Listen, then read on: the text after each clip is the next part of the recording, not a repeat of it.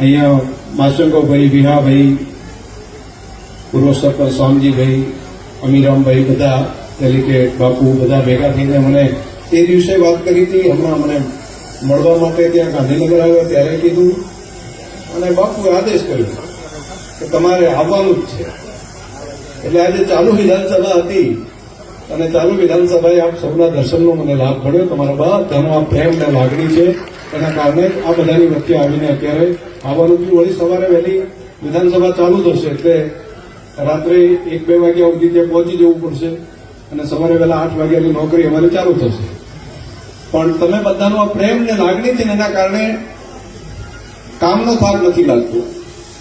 આ તમારો પ્રેમ અને લાગણી છે એના કારણે હજુ એવું થાય કે હજુ આ વિસ્તાર માટે વધારે સારું કરીએ.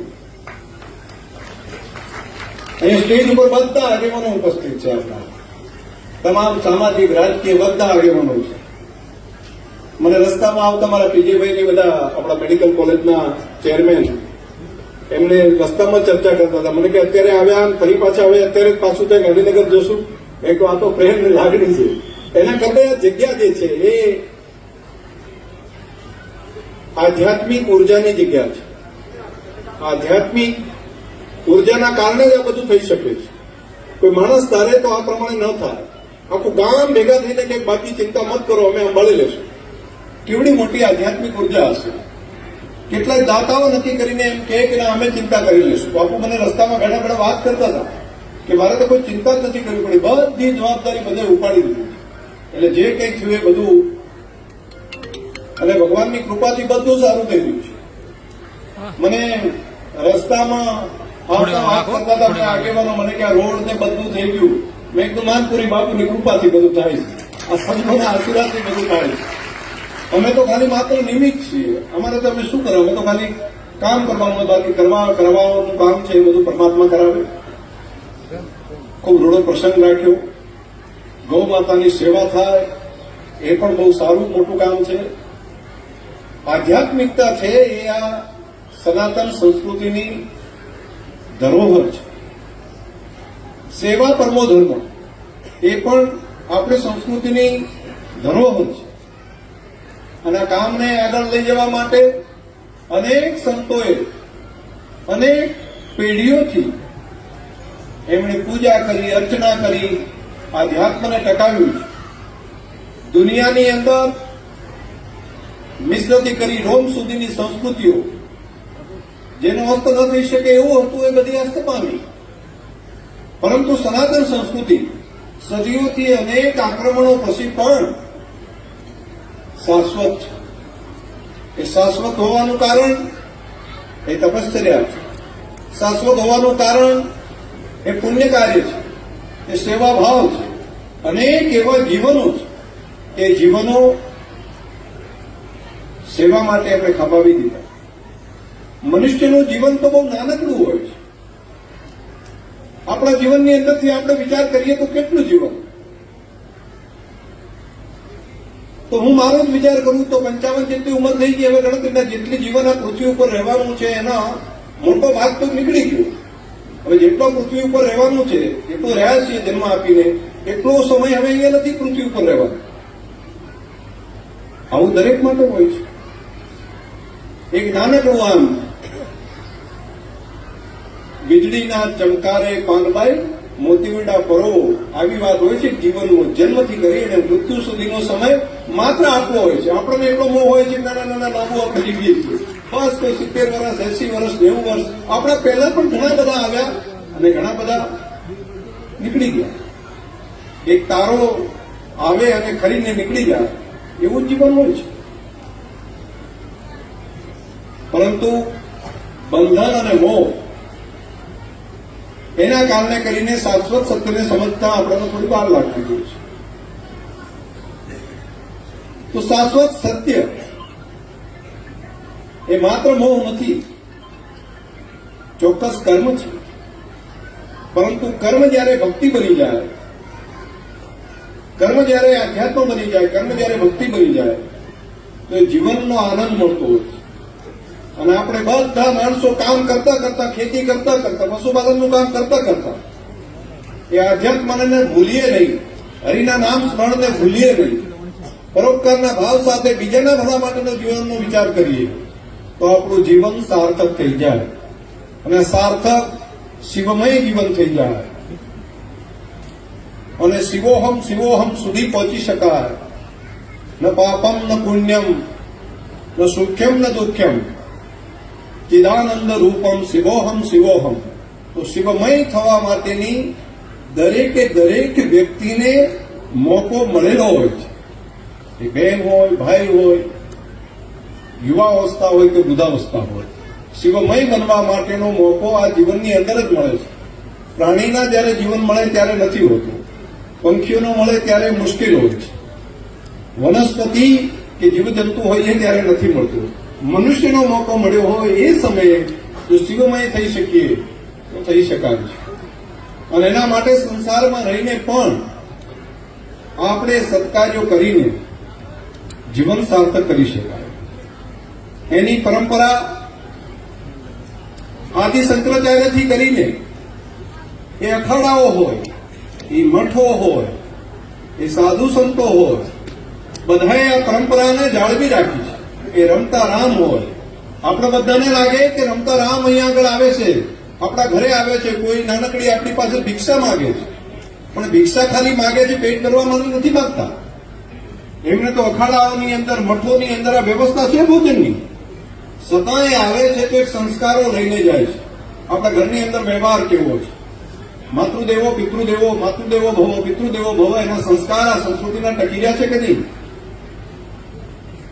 એની અંદર એવું તો ક્યાંય નથી કે તૂટી આવી રહી છે. તો તૂટી આવતી હોય તો એને ઠીક કરવાનું કામ 4 વર્ષે કુંભ થાય, મિની કુંભ, અને પછી 12 વર્ષે મહાકુંભ થાય. મહાકુંભમાંથી ત્યાંથી ઉપરથી સૂચના ધીરે ધીરે કરતા મઠોથી કરી, અખાડાઓથી કરી, મઠોથી કરી અને નીચે ઘર સુધી એ સંસ્કારોની જાળવણી કરવાનું કામ એ આપણી શાશ્વત સંસ્કૃતિ છે.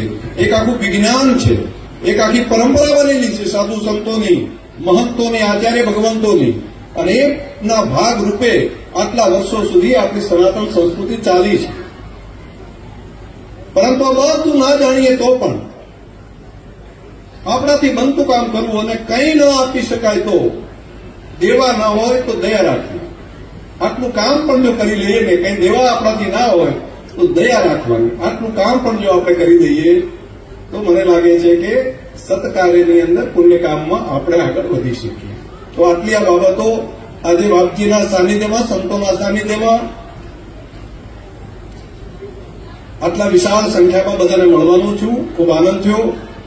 વાપી, વડોદર, બીજા બધા પાણી માંગે, પણ અહીંયા આગળ પાણી માટે એમ કહેતા થોડું પાણી ઓછું થાય, હાલ શિપિંગનું કામ બંધ થાય તો સારું. તો એ શિપિંગનું કામ બંધ થાય એના માટે બધાની લાગણીને હતી, અને લગભગ મોટા ભાગના સમસ્યા આપણી હલ થઈ ગઈ છે. જે પાણી નીકળતું નહેરમાંથી અને આપણી જમીનો બગડવાનું હતું, તો જેટલું હતું એટલું નવી કોઈ જમીન ના બગડે એના માટેની વ્યવસ્થા તો થઈ ગઈ છે. અને ઘણા ખેતરો એવા હતા કે જે બગડી ગયા હતા, જ્યાં પાણી ઉપર આવ્યું હતું ત્યાં સિઝનની અંદર ખેતી કરી શક્યા. એનો મને સંતોષ છે કે પરમાત્માએ અમને નિમિત્ત બનાવ્યા. મોટી એક સમસ્યા હતી, એમાંથી આપણે રસ્તો એક કાઢી શક્યા. હજુ એક મોટી પાઇપલાઇન અહીંથી નીકળવાની છે, અને એના માટે આટલામાં જ આપણે નવું સેન્ટર ઉભું કરવા માટે જઈ રહ્યા છીએ. એનો એક ફાયદો થશે, આશીર્વાદ પણ તમને બધાને મળશે, અને આવનારા સમયમાં અનેક જે સૂકો પ્રદેશ છે આપણો, જળ એક જીવન, જેના થકી તળાવો ભરાઈ અને જીવન આપણે બદલી શકાય, એનું કામ ધમધોકાર આગળ લઈ લીધું છે. અને પુણ્ય કામની અંદર સહયોગી બનવાનું તમારા ભાગની અંદર આવશે, તો અનેક લોકોના આશીર્વાદ મળવાનું કામ. આપણે આ ધરતી ઉપરથી નર્મદાજી પસાર થયા તો અહીંથી બાકીના તળાવ ભરવા માટેની વ્યવસ્થા પણ આ આપણી કેનાલ વિસ્તારની અંદરથી આપણે કરીને આગળ વધારીશું. આપણો આવનારો સમય સારો થાય, સુખમય થાય, એના માટે રાત દિવસ મહેનત કરું છું. અને મને સંતોષ છે કે કઈ નુકસાન થાય તો મને થાય, પરંતુ મારા વિસ્તારને આંચ ના આવે, મારા વિસ્તારની અંદર કોઈ તકલીફ ના થાય, એના માટે પૂરી મહેનત કરીને શ્રીમદ ભગવદ્ ગીતાના કર્મયોગની જેમ રાત દિવસ કર્મ કરવું. આપણાથી કઈ થાય નહીં, આપણને ઈશ્વરે નિમિત્ત બનાવ્યા છે. તો જે કંઈ આપણે કરીએ છીએ ઈશ્વર કુદરત કરાવે છે. અને કુદરત જયારે ઈશ્વર આપણને કામ કરાવતો હોય ત્યારે કર્મથી ક્યાંય પાછા ના પડીએ. નવો જિલ્લાનું નિર્માણ થાય આજે જ માત્ર નહીં, પરંતુ આપણી આવતીકાલ વર્ષો સુધી આપણી નવી પેઢીનું કલ્યાણ થાય એવડું મોટું ઐતિહાસિક કામ આપણી ધરતી ઉપર થઈ રહ્યું છે. નાના મોટા વિઘ્નો છે, સંઘર્ષ હોય છે, તમે બધા એના સાક્ષી છો. કદાચ બોલતા ના હોય પણ સમજતા તો હોવ છો. એટલે થોડું ઘણું જે અટકીને પડ્યું હોય, પરંતુ ભરોસો રાખજો એ અટકશે નહીં. આજે નહીં તો આવતીકાલે એનું કામ આગળ વધશે અને કામને આગળ વધારીને જ રહીશું. એ કામને આવતીકાલ બધાની સારી થાય, આવતીકાલ આપણા વિસ્તારની ઉજળી થાય, આવતીકાલ આપણા વિસ્તારની વિકાસશીલ થાય અને નાના નાના અભ્યાસ કરતા દીકરા દીકરીઓ છે એમનું ભવિષ્ય ઉજળું થાય. એ માટે પૂરી મહેનત કરવી છે. તમારા બધાનો આશીર્વાદ સતત મળતો રહે. વિધાનસભાની અંદર રહીને પણ લોકહિતના કામ કરવા માટે તમારું એક થરાદવાસીને એમ લાગે કે અમે મોકલેલો જનપ્રતિનિધિ પૂરેપૂરી મહેનત કરી રહ્યો છે અને રાજ્યના ભલા માટે ત્યાંથી બેસીને વિધાનસભાના માધ્યમથી જેટલું થઈ શકે એ પ્રમાણેનું કામ ત્યાં આગળ કરું છું. તમારા આશીર્વાદના કારણે જ કામ થાય છે. તમારા આશીર્વાદના કારણે એ શક્તિ મળે છે. તમે બધાએ ખૂબ પ્રેમને લાગણી રાખી, એના માટે આભાર. અહીંયા રસ્તામાં આવ્યો ત્યારે બાપજીને વાત કરતો હતો, મને ભોજનાલયનો ફોટો આપ્યો અને બાપજી કહેતા હેતથી મને કહેતા હતા, શંકરભાઈ આ ભોજનાલય જે બને છે ને એમાં 5 લાખ તમારી ગ્રાન્ટમાંથી આવે અને બનાવવાનું છે. એ તો બાપજી હજી તો તમારા કામ માટે વધારે જોશું, આમાં કેટલામ થશે? બાપજી કે એ તો થઈ જશે. પાછા બોલે નહીં, માગે નહીં, કઈ કહે નહીં, પણ કે હજુ આમ થઈ જશે, લગભગ 11 લાખ જેવો તો ખર્ચો થશે. નહીં તો બીજા કઈ રીતે કરશો? તો કે દાતાઓ બાકી બધી વ્યવસ્થા કરીને કરશું. પાછું રસ્તામાં આવીને વળી કે પેલા 1.5 લાખ બીજા છે ને પગથી નહીં કરવાનું હતું ને એ પણ તમે વ્યવસ્થા કરી છે. એ કામે ચાલુ થઈ ગયું છે. બાકી આ તમારો પ્રેમ અને લાગણી છે કે તમે કઈ કહેતા નથી, પરંતુ હજુ આ કામની અંદર નવા કામ કરવા માટે બીજા 5 લાખનું આયોજન કરીને આપીએ તો એ કામને પણ આગળ વધારો. તમે ખૂબ સારું કામ કરો છો.